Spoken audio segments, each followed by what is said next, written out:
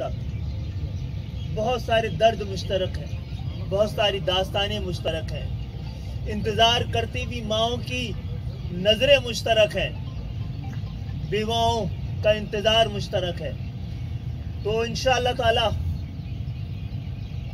कल का यहाँ का जलसा हमारा दोबारा आगाज होगा, वो कि हम यहाँ पर करते रहें, लेकिन अब तसलसल के साथ मुझे लग रहा है यहाँ का सियासी मैदान और पाकिस्तान की सियासत का ताज़ा रुख और तजर्बात बता रहे हैं कि अब पाकिस्तान के गरीब और आम आवाम के को मामलात पाकिस्तान के अपने हाथ में लेने का वक्त आ गया है। हम आपके साथ हाथ बटाने आए ताकि मजलूम कौमियतें और 98% पाकिस्तानी मिलकर अपनी तकदीर का फैसला करें और अपनी तकदीर का फैसला जागीरदारों के, वडेरों, जर्नलों और सरमायादारों, सनतकारों, स्मगलरों के हाथों में देने की बजाय अपने हाथ में रखें। मुझे यकीन है कि कल का जलसा गो कि हमारा वर्कर कन्वेंशन है, लेकिन जो हमारे नजरियात से जो भी वाकिफ होना चाहता है या उससे इत्तेफाक रखता है, उन सब से दरख्वास्त और गुजारिश है, आए हम आपके ख्यालात से कोई मंजिल मिले, कोई रफ्तार मिले, और इंशाअल्लाह ताला कल का ये हमारा वर्कर कन्वेंशन बलूचिस्तान में हमारे काम की एक नई लहर का आगाज होगा। बहुत बहुत शुक्रिया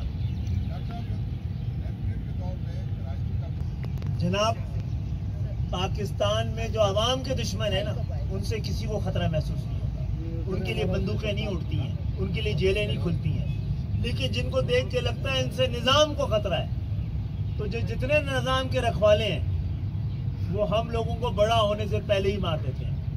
लेकिन सच्चाई हो तो 30-35 साल की जद्दोजहद हमें तो बंदूकों, तशद्दुदगाहों, जेलों, मावरा अदालत, कत्ल, गुमशुदा साथी और जिलावतनियों के बावजूद हमारी आवाज़ कमज़ोर नहीं पड़ी है, और इंशाअल्लाह कोयटा आकर ये मज़ीद तवाना होगी। अच्छा सर, ये बताएं कि महंगाई, बेरोजगारी, कल भी आपकी बात की, मगर अब सूरत हाल अपोजिशन और हुकूमत दोनों मैदान में है, आप क्या फैसला करने लगे हैं? क्योंकि आपसे भी किए गए जो वादे थे वो वफा ना हो सके हैं, कल से आपने बड़ा मसला है, बड़ा अलमिया है।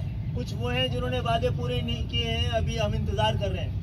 कुछ ने तो वादों पर बिल्कुल मिट्टी डाल के, हमारे जिनके साथ पिछले तजर्बात हैं, उनके अदवार में तो हमें लाशें मिली हैं, उनके अदवार में तो हमें धोखे मिले हैं, उनके अदवार में तो हमें जेलें मिली हैं।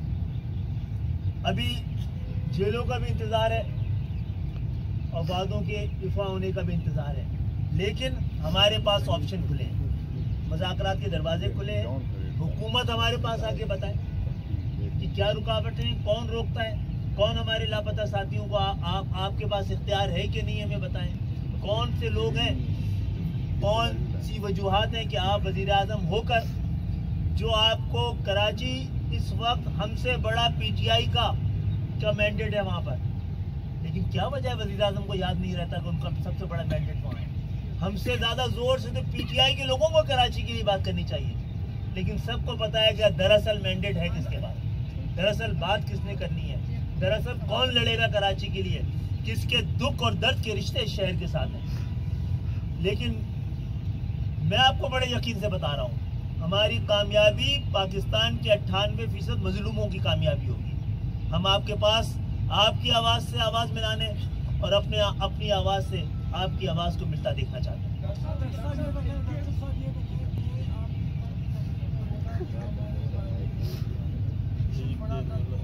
बानी के नहीं, हम सब ने। जी जी जी जी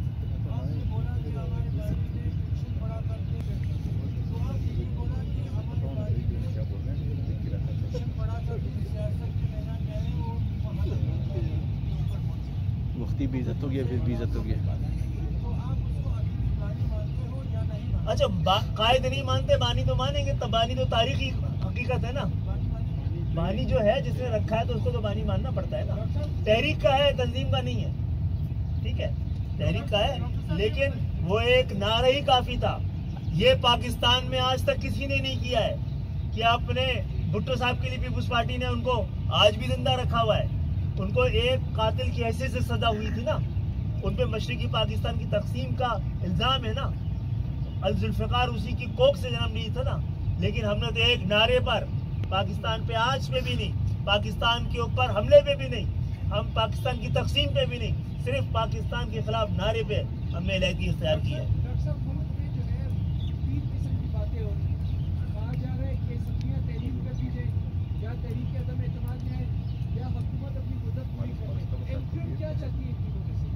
अगर पाकिस्तान में जेन्युइन इलेक्शन के जरिए कोई भी हुकूमत आए, ट्रांसपेरेंट इलेक्शन के जरिए, तो ये उसका हक है कि वो मुद्दत पूरी करे और उसी को तय करना है कि इलेक्शन पहले होने या नहीं होने। अगर अक्सरियत को डाउट है किसी भी इलेक्शन के लिए तो उस पर इस तरह की आवाज़ें आना फितरी अमल है।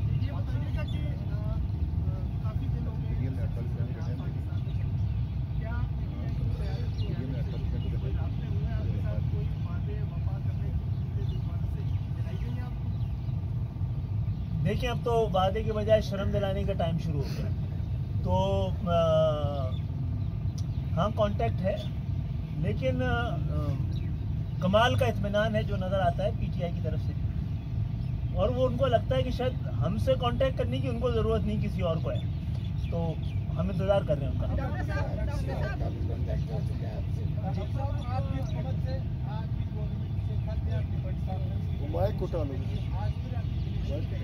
आपके साथ मिलेंगे तो और क्या करेंगे? कराची तो जाने दें।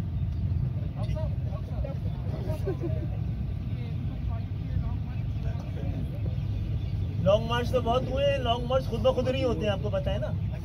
लेकिन कई बार लॉन्ग मार्च मुकम्मल भी हो जाते हैं, वादे पूरे नहीं होते, जिसके लिए लॉन्ग मार्च शुरू कराया जाता है।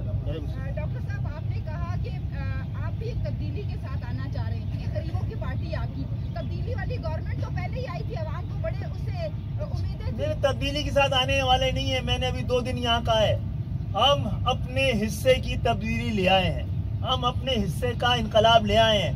आज पाकिस्तान के ऐवान में एक छोटा सा टुकड़ा ऐसा जरूर मौजूद है जहाँ मिडिल क्लास के नौजवान हैं, जहाँ प्रोफेशनल सियासतदान नहीं है, जहाँ पर एक बार इलेक्शन लड़ते हैं, दूसरी दफा इलेक्शन से भागते हैं, क्योंकि एमएनए बन के जितना मुश्किल में एमके का कारकुन फंसता है, कोई और नहीं फंसता है। डॉक्टर साहब, मुमकिना तब्दीली के हवाले से किसने आपसे रब्ता किया? आप शर्त तय की है अक्टूबर में, क्या इस हवाले से आपने बात को नजर किया, कुछ ऐसी क्या करना है? देखिए, मैं बता चुका हूँ कि अपोजिशन तो कर रही है और हम तो हर एक के लिए से बात करने को भी तैयार हैं, लेकिन हम पूछते हैं कि ये सिर्फ चेहरों की तब्दीली है या नसीबों की भी तब्दीली है पाकिस्तान की आवाम की? क्या ऐसा होगा आइंदा तब्दीली के बाद कि रिश्तेदार नहीं बैठे होंगे ऐवानों में, आम वर्कर बैठा हुआ होगा? ऐसा है तो हम सियासत छोड़ के आपके साथ खड़े होने को तैयार हैं।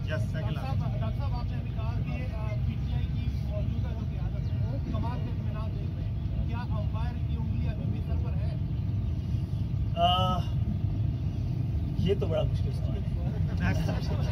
ओके, बहुत बहुत शुक्रिया। इस चीज पर आप लोगों ने जी जी, जिसकी बात में तब्दील हो गई कि कोई ऐसी बात नहीं, तो क्या उन लोगों के खिलाफ जिन्होंने आप लोगों को इल्जाम लगाए थे और आप लोगों ने चीजों पे बता दी, कानूनी कार्रवाई का भी इरादा रखते हैं या? जनाब, कानून इस काबिल होगा तो जरूर करेंगे। डॉक्टर साहब, पहले तो ये है कि इमरान खान का मुस्तकबिल क्या है, और दूसरी मेरी एक सजेशन है आपको, आइंदा जब भी कहा करें सहाफ़ी हज़रात क्या करें, कैमरामैन भी सहाफ़ी हैं। अच्छा, सितारा शनासों से पूछूंगा या जिनकी सितारे लगे होते हैं उनसे पूछूंगा। बहुत बहुत शुक्रिया।